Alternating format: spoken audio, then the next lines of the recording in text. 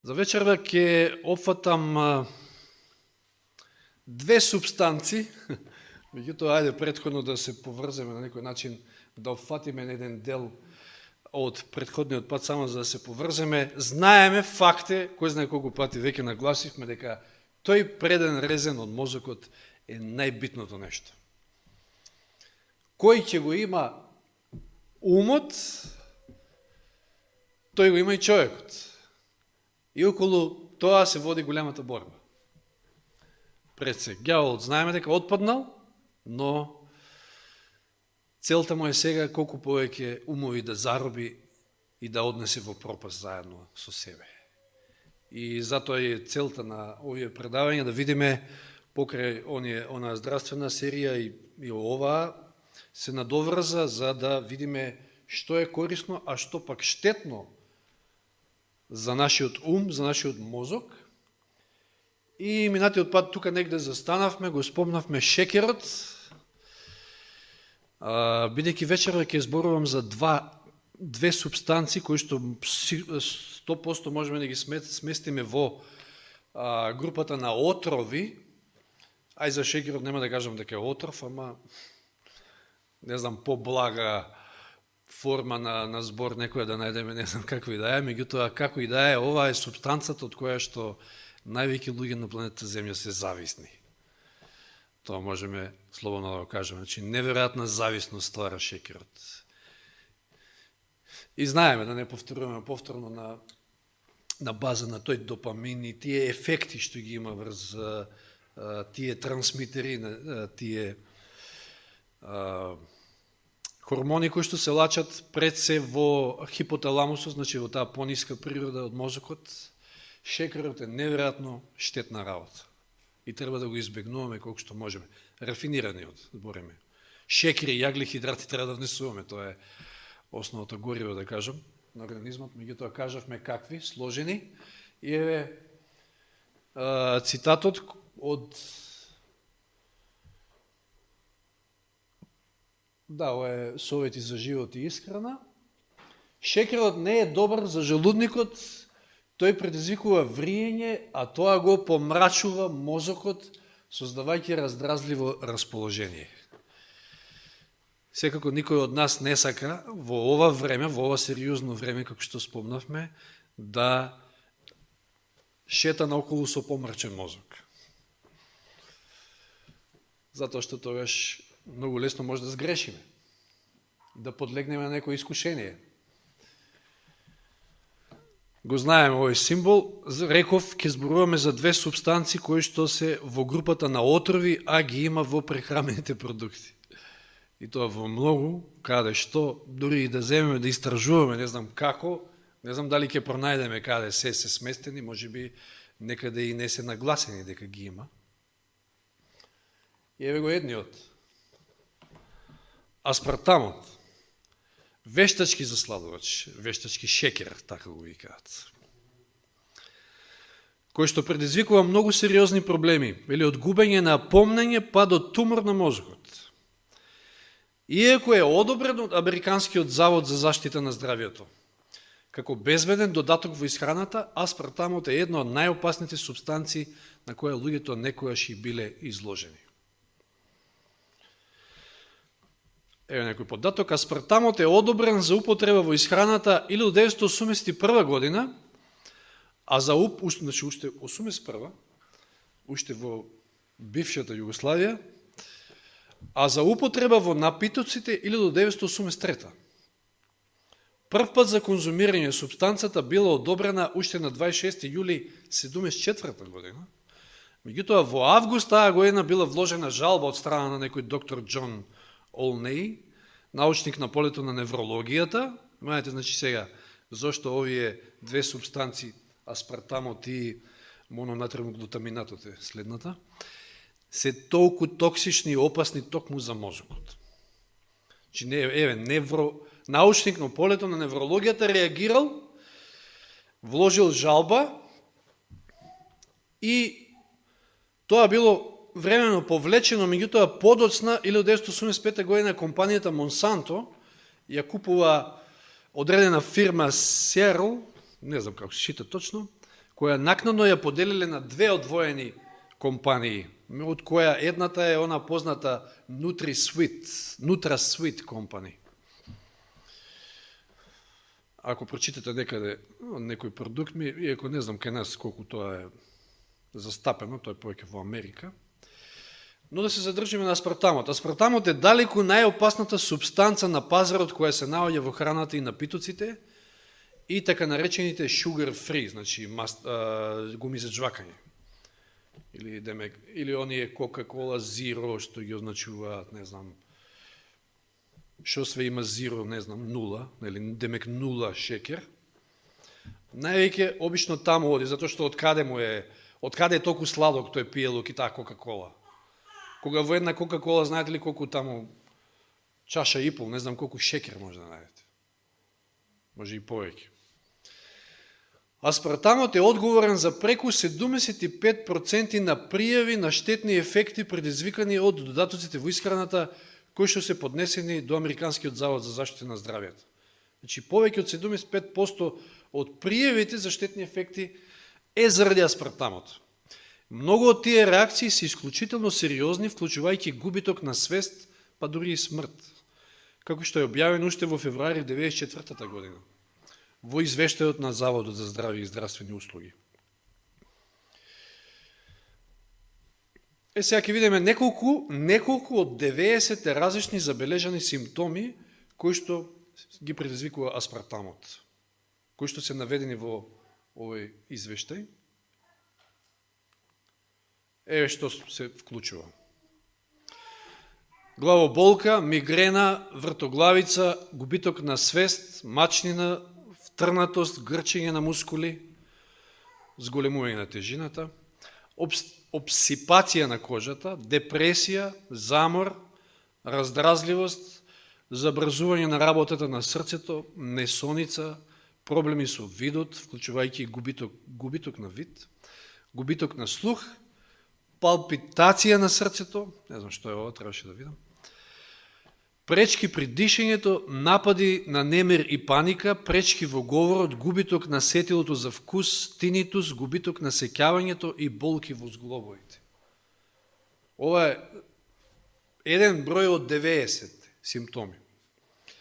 Сега еден друг податок. Според научниците кои што работеле на проучување на споредните ефекти на аспартамот, следните хронични болести можат да бидат предизвикани, поттикнати или влошени во случај на конзумирање на аспартамот. Еве кои се. Значи, може да бидат предизвикани, поттикнати или во случај влошени. Што гледаме овде? Тумори на мозок, мултипла склероза, епилепсија, синдром на хроничен замор, Паркинсонова болест, Алцхаймерова болест, знаете, овие се во подем, сите овие болести. Ментална ретардација, лимфома, деформации кај новороденчиња, фибромијалгија и диабетис. Значи, може да ги поттикне, може да ги влоши, или дури да ги предизвика некој од овие болести. И погледнете, повеќето од нив имаат врска со невроните и со уништувањето на мозокот, сушто на мозочните клетки. Спомнавме и онаа друга субстанца, MSG, моносодиум, како што велат американците, односно по-нашки мононатриум глутамат. Исто така познат како E621, некош, така може да го најдете. Е веројатно најпознатиот подобрувач на вкус, кој е во широка употреба, иако неговото влијание врз здравјето на луѓето во најмала рака е дискутабилно. Неговата намена е да го подобри вкусот во готовите производи. Иако навистина го подобрува вкусот на храната, оваа хемиска материја го разорува мозокот. Ја пореметува работата на хормоните и е поврзан со цела низа на болести. Еве што е мононатриум глутамат. Измислен од јапонскиот научник Кикунае Икеда во 1908 дури година. Еве што, како дошол до изумот. Конзумирајќи јапонска супа, направено од алги, забележал дека таа има посебен неспоредлив вкус. И Кеда сватил дека за тој вкус е заслужена алгата комбу.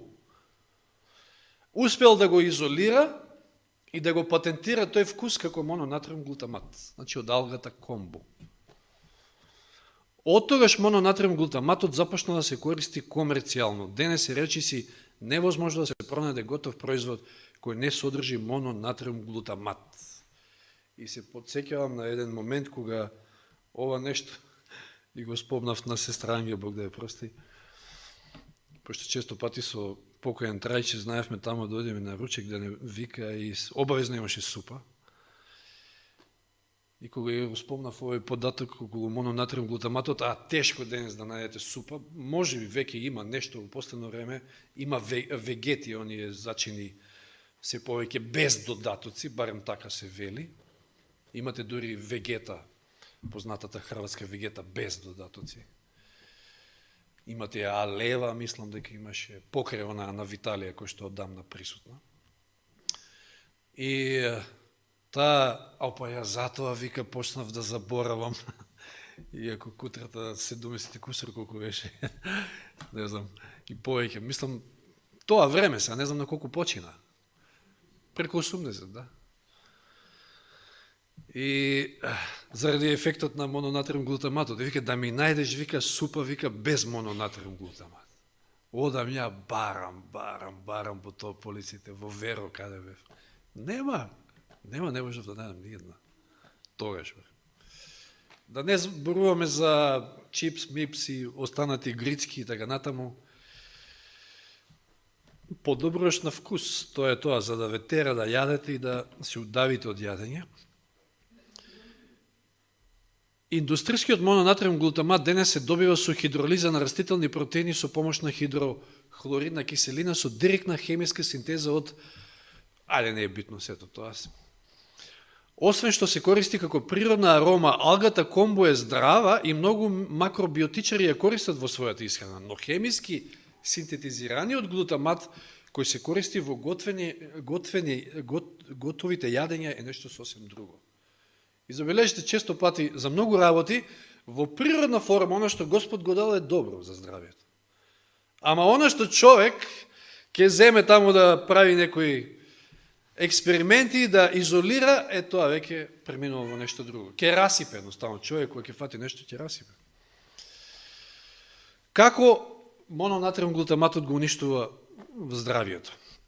Доктор Расел Блейлок, професор по неврохирургија, видите, значи се тоа се неврохирурзи и така натаму, невролози, на Медицинскиот универзитет во Мисисипи објавил книга за пореметувањата кои настануваат од внесувањето на мононатриум глутаматот и аспартамот. Книгата е напишана врз основа на речиси 500 научни трудови, а мислењето на Блейлок го делат и многу други научници. И еве што спомнал нешто во неговата книга, значи и мононатриум глутаматот и аспартамот спаѓаат во екситотоксини. Што значи тоа?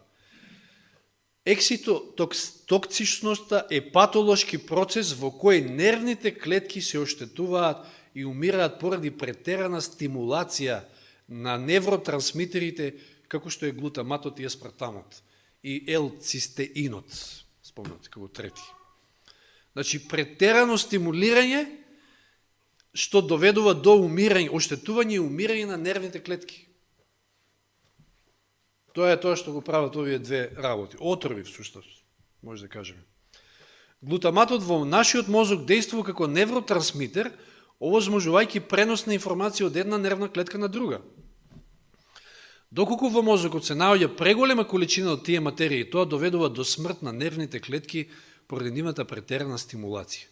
Поради тоа глутаматот се нарекува екситотоксин, отров кој ја надразнува и стимулира нервната клетка се додека не умре. Да. И затоа Алцхаймерова, затоа Паркинсонова и така натаму тие болести.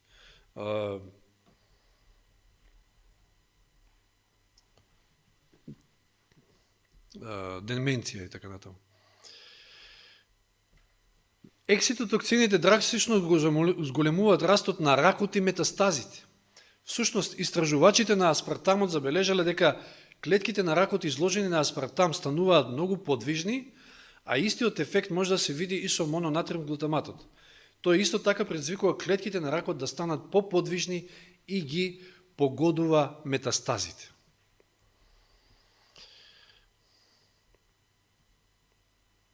Видите што вели, синтетичкиот глутамат кој го внесуваме во организмот со храната ја преминува крвно-мозочната бариера и почнува да ги разорува невроните.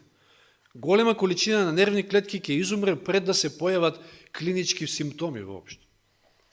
Некои од многуте болести за кои што е научно докажано дека се потпомогнати од долготрајно изложување на екситотокцините се повторно мултиплекс склероза, Алцхаймерова болест, хиперактивност кај децата, губење на памтење, хроничен умор, хормонални проблеми, губење на слух, епилепсија, Паркинсонова болест, хипогликемија, деменција, оштетување на тумори на мозокот, пореметување на ендокриниот систем, дебелина, алергиски реакции, нагли промени на крвниот притисок, главоболки и мигрени.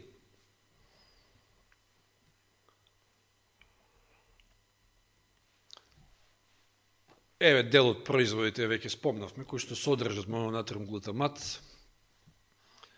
се додаваат, вели, за жал, рутински во брзата храна, готовите супи и сосови, додатоци за јадење, готовите смрзнати производи, производи за слабење, мешавини на зачини од типот, спомнавме, вегета,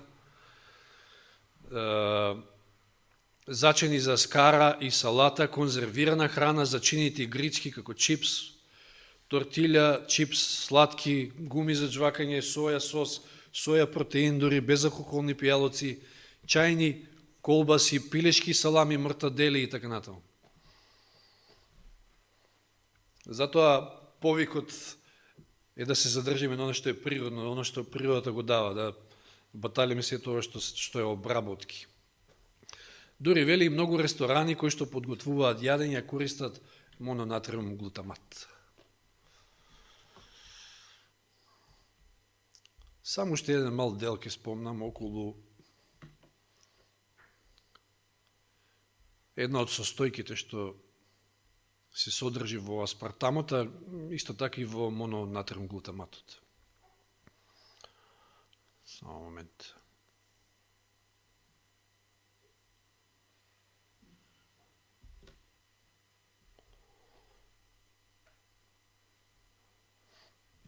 Значи, аспартамот се состои од три хемикали: аспартична киселина, фенилаланин и метанол. Метанол веќе знаеме што е.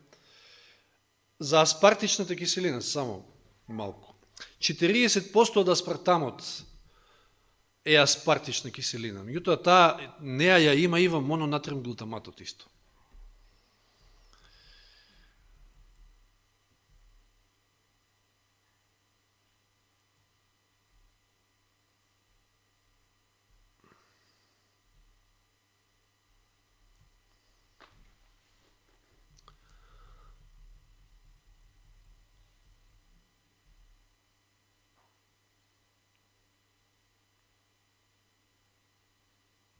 Да, добро, тоа е од прилика тоа што го прочитавме.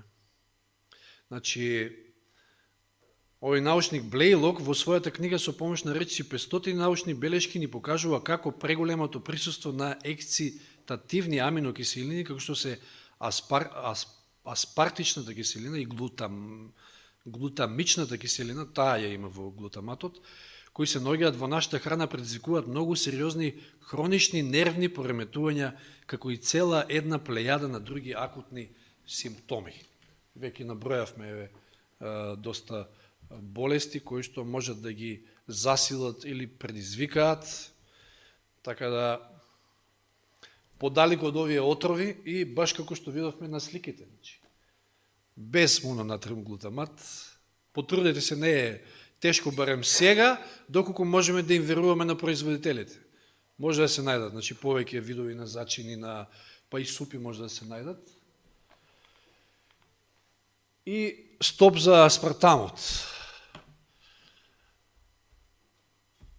Нека Господ ни помогне, затоа што ова е начинот, меѓу другото, значи ѓаволот денеска има толку многу моќни средства во своји раце и луѓе на своја страна, со цел да ни ги уништи мозоците едноставно, умовите, да загосподари со нив и на крајот да ни уништи надежта за спасението.